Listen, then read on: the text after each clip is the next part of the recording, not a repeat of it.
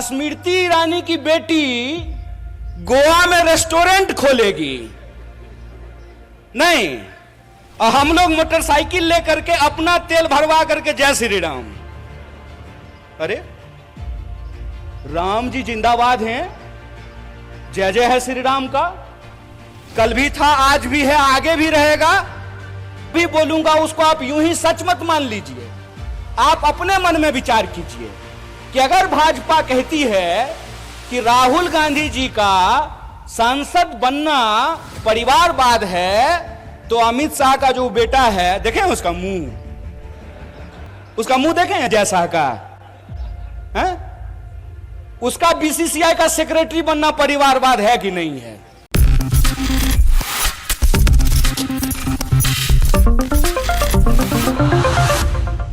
लेकर के कोल्हापुर सिटी की गलियों में नेताजी हाथ जोड़ करके आपके सामने खड़े होते? बिल्कुल नहीं खड़े होते। तो जो अधिकार हमको मिला है, वो अधिकार हमसे छीना क्यों जा रहा है? छीना इसलिए जा रहा है कि पहचान के नाम पर, जात और धर्म के नाम पर, ये आज की तारीख में हमको जो अधिकार दिए गए हैं, उसको एक एक करके छीन रहे हैं। कैसे छीन रहे हैं, मैं कुछ उदाहरणों से इसको आपके सामने रख देता हूं।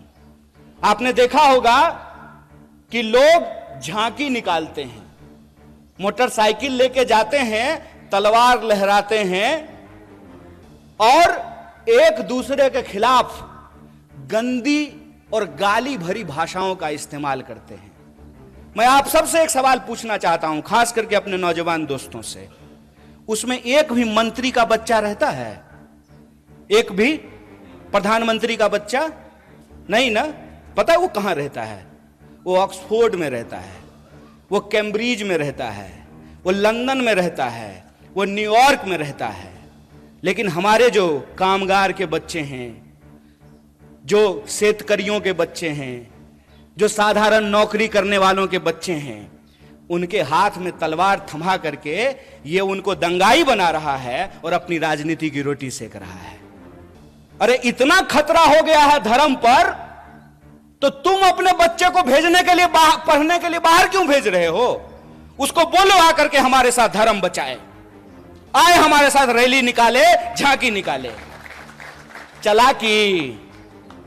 चलाकी कर रहे हो हैं? मोबाइल हमारा, रिचार्ज हमारा, टीवी हमारा, रिचार्ज हमारा, कहानी अपना कर रहे हो। इस बेईमानी को आप समझिए। धर्म अगर बचाना जरूरी है तो खाली हम क्यों बचाएंगे? स्मृति ईरानी की बेटी गोवा में रेस्टोरेंट खोलेगी नहीं, और हम लोग मोटरसाइकिल लेकर के अपना तेल भरवा करके जय श्री राम। अरे राम जी जिंदाबाद हैं, जय जय है श्री राम का। कल भी था, आज भी है, आगे भी रहेगा। ये नया फैशन कैसे शुरू हुआ है? ये खेला क्या है? इस खेला को हमको समझना पड़ेगा। ये नया फैशन इसलिए शुरू हुआ है कि हमारे इतिहास से ही, हमारे इतिहास को हमारी स्मृति से मिटाने की कोशिश की जा रही है। यह आजादी हमको कैसे मिली? इस देश का निर्माण कैसे हुआ? संविधान कैसे बना? हम और आप प्रजा से नागरिक कैसे बने? हम नागरिक हैं आज हमको यह बात समझनी पड़ेगी कि रानी के पेट से राजा नहीं पैदा होता है। यह है नागरिकता, यह है जमहूरियत, यह है लोकतंत्र, कि रानी के पेट से राजा नहीं पैदा होगा। राहुल गांधी जी को भी अमेठी में जाकर के चुनाव लड़ना पड़ेगा। बोलिए, लड़ना पड़ेगा ना? ये लोकतंत्र है। एक बात बताइए, इंदिरा जी चुनाव नहीं लड़ी थी? लड़ी थी ना? राजीव जी चुनाव नहीं लड़े थे? लड़े थे ना? राहुल जी चुनाव लड़ रहे हैं ना? राहुल जी चुनाव जीत करके पार्लियामेंट में है ना? और प्रियंका जी चुनाव नहीं लड़ी हैं तो पार्लियामेंट में है क्या? तो यह परिवारवाद की नई कहानी हमको सुना रही है। तो आप सब अपने मन में विचार कीजिए, आजाद होने का मतलब है आजाद ख्याल से प्रश्न करना। मैं मंच पे खड़ा हूं तो मैं जो भी बोलूंगा उसको आप यूं ही सच मत मान लीजिए। आप अपने मन में विचार कीजिए कि अगर भाजपा कहती है कि राहुल गांधी जी का सांसद बनना परिवारवाद है, तो अमित शाह का जो बेटा है, देखें उसका मुंह देखें अजय शाह का है? उसका बीसीसीआई का सेक्रेटरी बनना परिवारवाद है कि नहीं है? और ज्योतिरादित्य सिंधिया जब यूपीए में मंत्री थे, उनके पिताजी भी मंत्री थे, माधवराव सिंधिया, तो जब तक वो कांग्रेस में थे तब तक परिवारवाद था। और जो ही मोदी जी के बगल में जाकर के बैठ गए हैं तो ताली बजा रहे हैं। आहा, उनकी सूरत देख रहे हैं। इतना मूर्ख हैं हम लोग, इतना मूर्ख बनाएंगे ये हमको कि हमारी पार्टी में परिवारवाद है।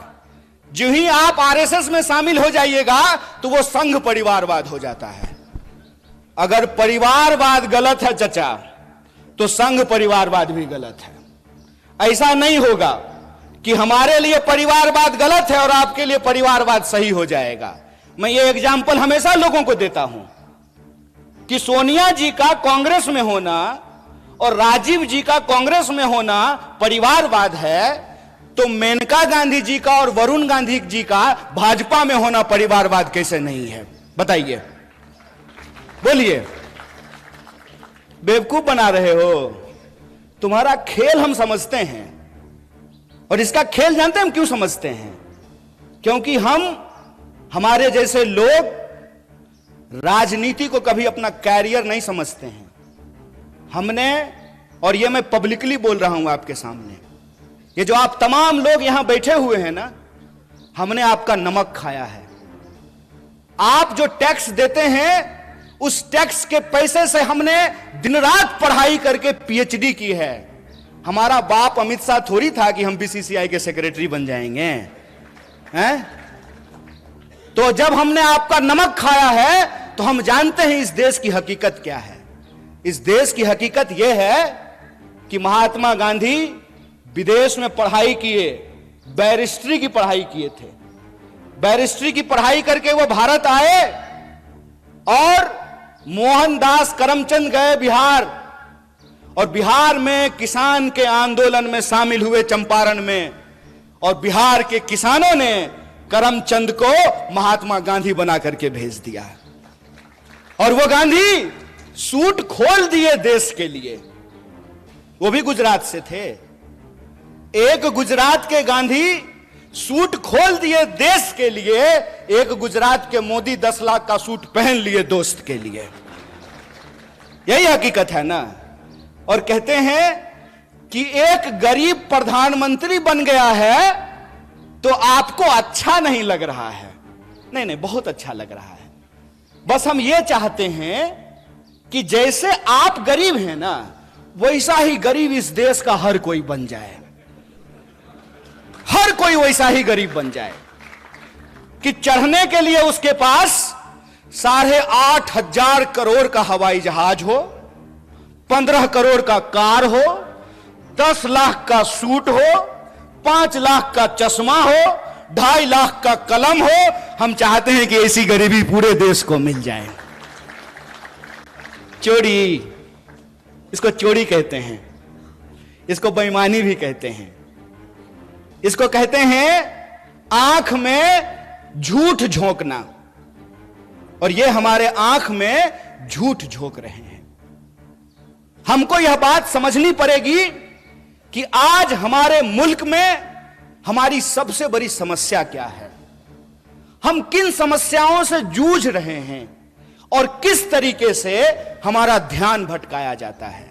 आजकल तो तांगा नहीं चलता है, अब तो तांगा चलना बंद हो गया है।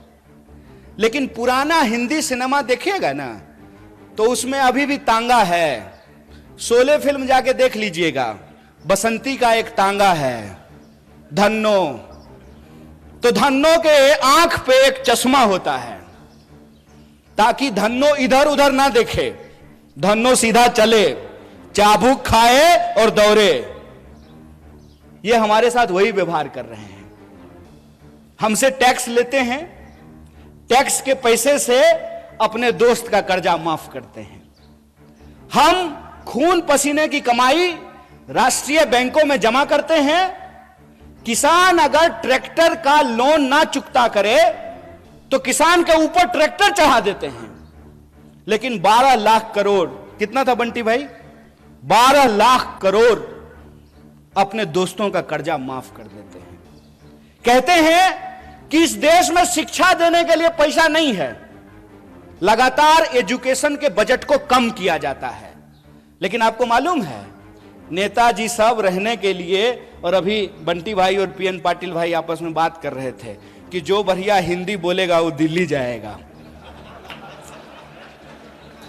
जो भी जाए, जिसको भी आप भेजिए, लेकिन जब आप दिल्ली जाइएगा ना तो 20,000 करोड़ का महल बना है आप लोगों के लिए।